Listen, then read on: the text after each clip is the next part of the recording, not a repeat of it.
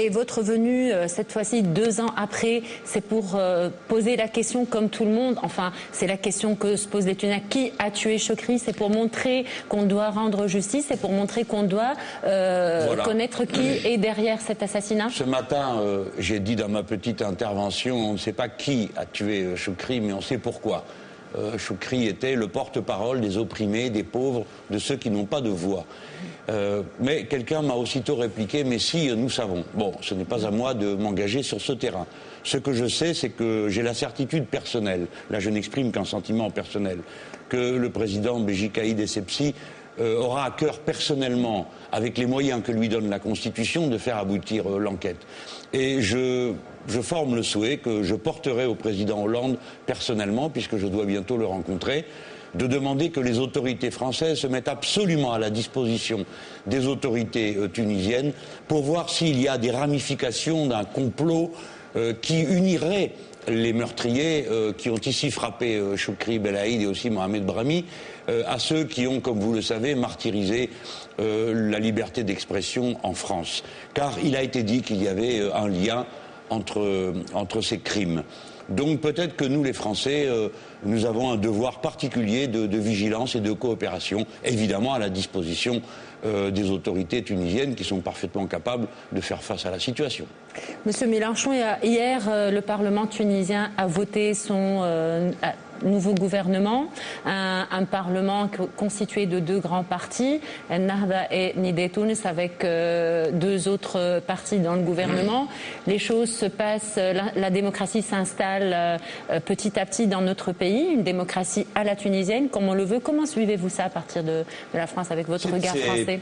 C'est très intéressant. Personnellement, je pense que ce qui a conduit les Tunisiens à se mettre en mouvement n'est pas interrompu. Dans leur esprit et dans leur cœur vivent toujours les mêmes aspirations et ils vont les présenter avec beaucoup de force, je pense, à tous les gouvernements, quels qu'ils soient.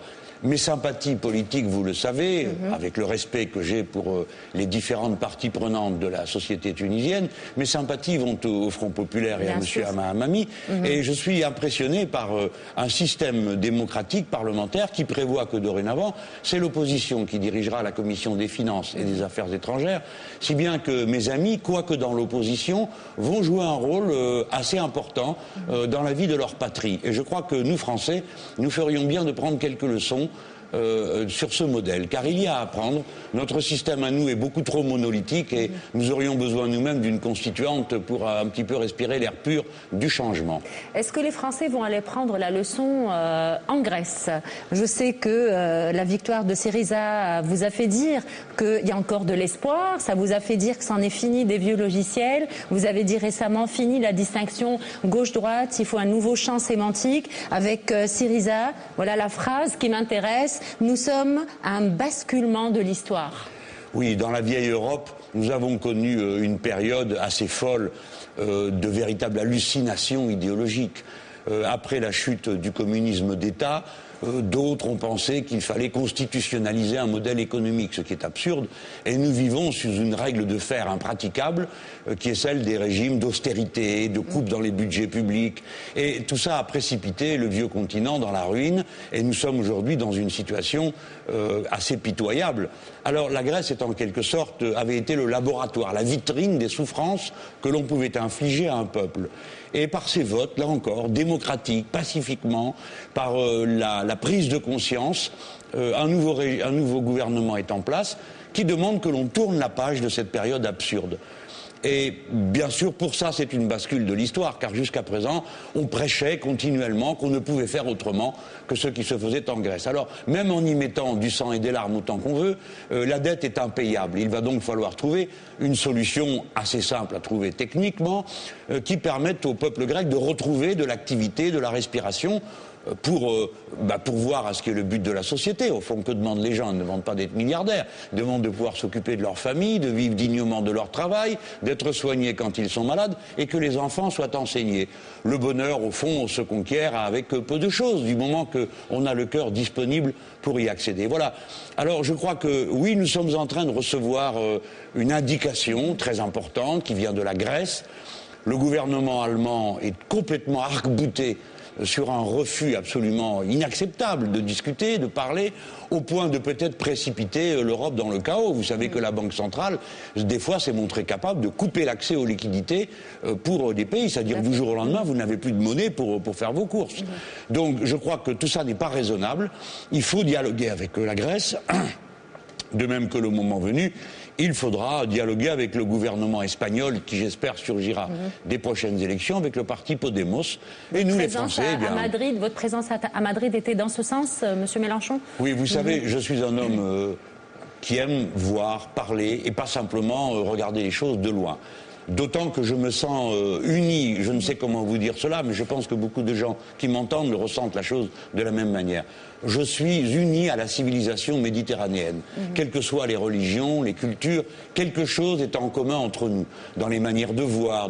Ce matin, j'écoutais les orateurs à la cérémonie de commémoration de Choukri Belaïd, et je me disais, au fond, il y a dans ma manière de parler quelque chose qui vient de l'art oratoire arabe, qui est particulier, qui est chantant, et qui a une manière de dire les choses. Bien, vous voyez, nous sommes unis par tout ça. Évidemment, en Espagne, de nouveau, nous tombons sur le même problème. On ne peut pas proposer au peuple comme seule perspective de payer des dettes, enfin, surtout des dettes dont il n'est pas responsable. Alors, je crois que peut-être le problème se pose aussi à la Tunisie et que mon pays a quelques responsabilités dans cette situation. Dans quel sens ?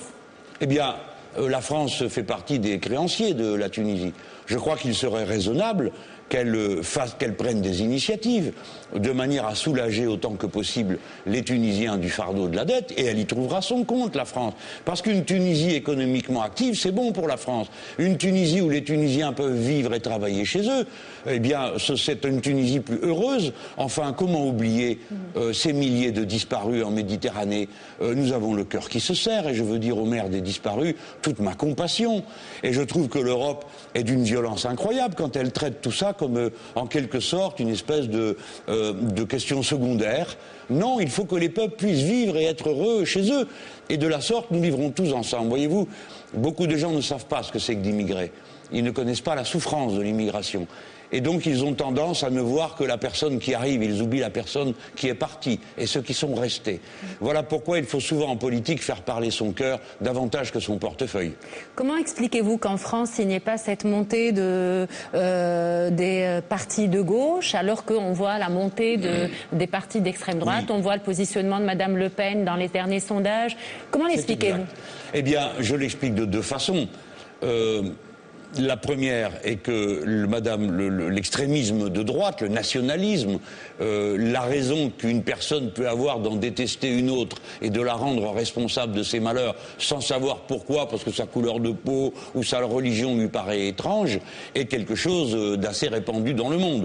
Vous savez, pour moi, certains partis extrémistes religieux et le Front National sont comme en effet miroirs. Ce sont les deux variétés d'une même brutalité, d'un même refus des autres. Ensuite, il y a dans les élites en France, et notamment dans les élites médiatiques, une espèce de tendance pour des raisons les plus diverses. Les unes, c'est simplement vendre du papier et de l'émotion.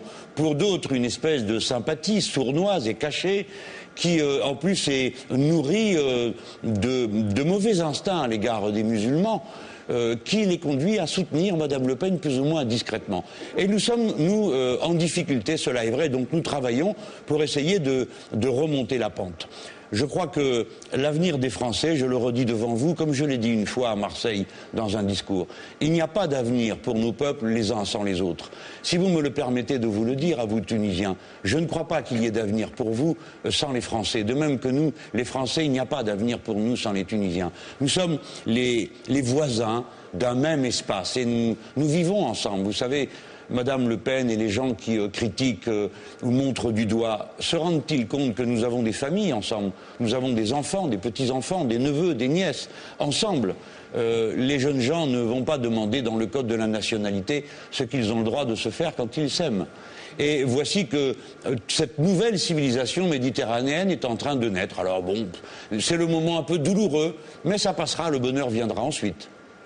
Quel avenir aujourd'hui entre les partis de gauche en Tunisie et le parti de gauche en France? Nous travaillons de manière très étroite avec le Front populaire et M. Hama Amami. Nous nous enseignons les uns aux autres. nous comparons nos stratégies, nous réfléchissons sur le plan économique ensemble, et on peut dire qu'il y a une circulation quasi permanente. En tout cas, nous sommes très souvent présents ici et nous accueillons des Tunisiens. C'est une relation de fraternité attentive. Je ne donne pas de leçons et je n'en reçois pas. Monsieur Hamami n'est pas homme non plus à en recevoir, mais je voudrais vraiment saluer et vous dire que cet homme, son travail, et je voudrais vous dire qu'il y a quelque chose de tout à fait extraordinaire à cette relation intense, voyez-vous. C'est de cette façon-là qu'il faut travailler. Peut-être peut-on imaginer qu'un jour ou l'autre surgira un club méditerranéen de nos gauches, car maintenant la situation est mûre. Le Front populaire ici, Podemos là-bas, Syriza, le Front de gauche, Die Linke. Il y a une nouvelle gauche dans le sud de l'Europe et la Méditerranée qui est là, disponible pour les peuples qui veulent faire appel à elle. Elle veut construire une nouvelle force, une sorte de pouvoir contre l'austérité. Bien sûr, contre les politiques économiques libérales, contre la priorité donnée à l'argent plutôt qu'aux êtres humains. Alors je sais que peut-être que les gens qui vont m'entendre vont un peu sourire en se disant « Oh, ces gens finalement ne sont pas près du pouvoir ». Mais c'est le même sourire qui nous accompagnait en Amérique latine lorsque nous réunissions le Forum de São Paulo. Nous étions là, une série de petits groupes et de partis. Et pour finir, aujourd'hui, nous dirigeons 10 gouvernements dans l'Amérique latine et apparemment les peuples en sont contents puisque nous gagnons toutes les élections les unes derrière les autres, que ce soit au Brésil, au Venezuela, en Équateur ou ailleurs. Et puis des fois, nous les perdrons et nous saurons faire le plus difficile en démocratie, ce n'est pas de gagner le plus difficile. Le plus difficile, c'est d'accepter de perdre. Et pour finir, Monsieur Mélenchon, je reviens vers la phrase, vous avez dit « fini la distinction gauche-droite ». Non, j'ai dit que, voyez-vous, les mots ont une grande importance pour penser. Et lorsque des gens qui se disent de gauche pratiquent des politiques de droite, le commun des mortels n'y comprend plus rien. C'est pourquoi, hélas, pour moi qui suis un homme de gauche et qui le resterai sans doute jusqu'à mon dernier souffle, je ne vois pas comment je pourrais être un autre homme, mais qui suis républicain, je souffre de voir que les mots soient pervertis de cette façon.